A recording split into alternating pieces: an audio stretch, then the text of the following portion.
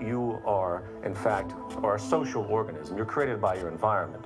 There's no you and there's no me. Once you begin to think about how everything you do has been taught to you one way or another, granted, you're putting things together and you're making decisions, but your decisions are limited to the information that's been given to you and that you've learned. So I'm a walking amalgam of a social engineering, so to speak.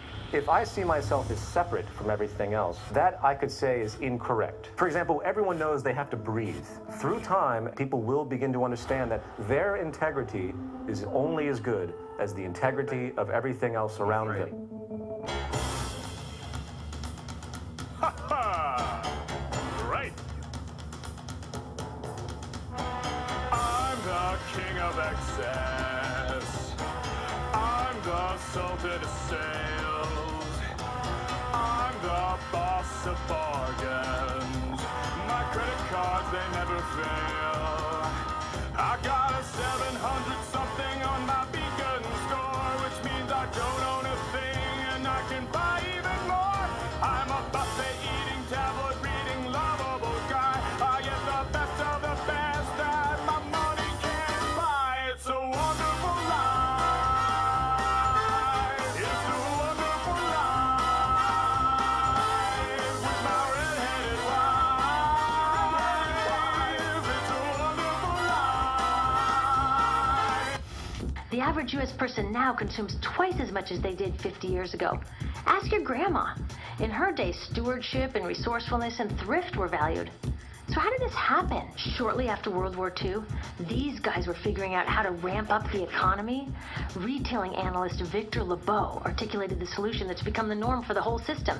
He said, our enormously productive economy demands that we make consumption our way of life, that we convert the buying and use of goods into rituals, that we seek our spiritual satisfaction, our ego satisfaction in consumption.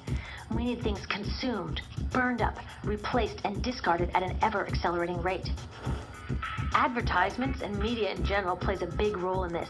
Each of us in the U.S. is targeted with over 3,000 advertisements a day. We see more advertisements in 1 year than people 50 years ago saw in a lifetime. And if you think about it, what's the point of an ad except to make us unhappy with what we have? So 3,000 times a day, we're told our hair is wrong, our skin is wrong, our clothes are wrong, our furniture is wrong, our car is wrong, we are wrong, but it can all be made right if we just go shopping.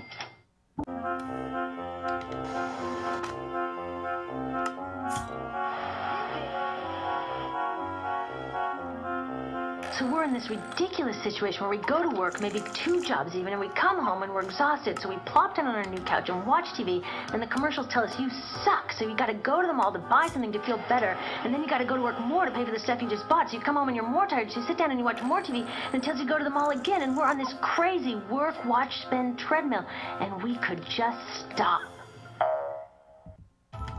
We've been living in a competitive society for too long, and in this, the world we see is the result. The ego, the competitive ego. What we have to do is learn how to cooperate and drop the ego and realize, again, that if we have people in one country that are very poor and people that are very wealthy, the wealthy are going to have to get big armies and big fences to keep those other people out. It's not going to work with the divisions of society that we have today and the stratification.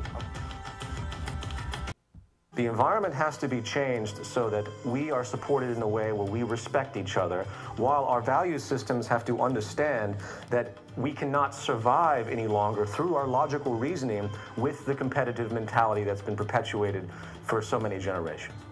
If the environment continues to reinforce this selfishness, it's going to be that much more difficult to climb out of it.